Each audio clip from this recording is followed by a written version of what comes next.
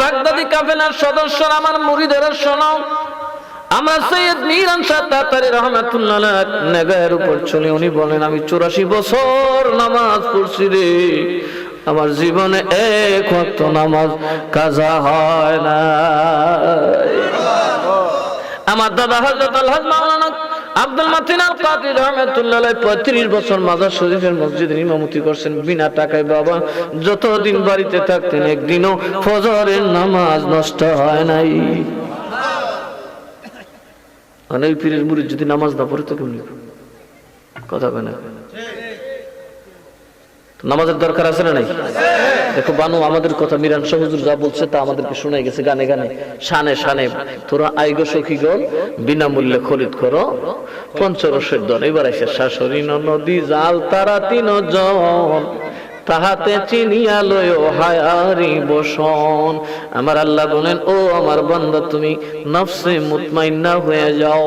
ইয়া আইয়াতুহান নফসুল মুতমাইন্না, ও নফসে মুতমাইন্না তোমারে ডাকি, ফাদখুলি ফি ইবাদি ওয়াদখুলি জান্নাতি। তোমার নফসকে, তোমার কলবকে মুতমাইন্না বানায়া নামাজে ঢুকো, আমি আল্লাহ তোমারে জান্নাতে ঢুকায়া দিব। তুমি ঢুকবা মসজিদ আর আমি ঢুকাই দিব বেহেশত। আমরা নফসের ভিতরে মুতমাইন হইছি নি, হাড়াইসা খুঁড়াইসা নফসের লেগের ভিতরে আমাইছি, আর নমাজ থইয়া বন্ধ দূরে। এই জন্য আমার বাবারা, কলবের ডাক্তার দেখাতে হবে। আমাদের কলবের মধ্যে বেমার ধরছে, এই জন্য আমরা হালাল খাইতে ডরাই, আমরা সুদ ছাড়তে ভয় পাই, আমরা ঘুষ ছাড়তে ভয় পাই। এই জন্য আল্লাহ পাঠাইছে আপনাকে।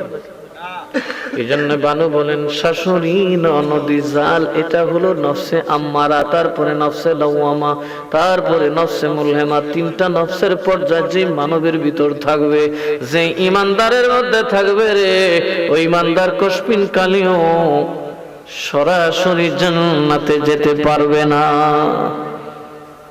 দুনিয়াতেও তাদের সুখ হবে না, কবরেও তাদের সুখ হবে না। যত বড় টুপি পাগড়ি জুব্বা লাগাও না কেন, ওই নফসের মধ্যে যদি দোষ থাকে, তোমার কলবে যদি দোষ থাকে, তোমার পক্ষে জান্নাতে ডাইরেক্ট যাওয়া সম্ভব না।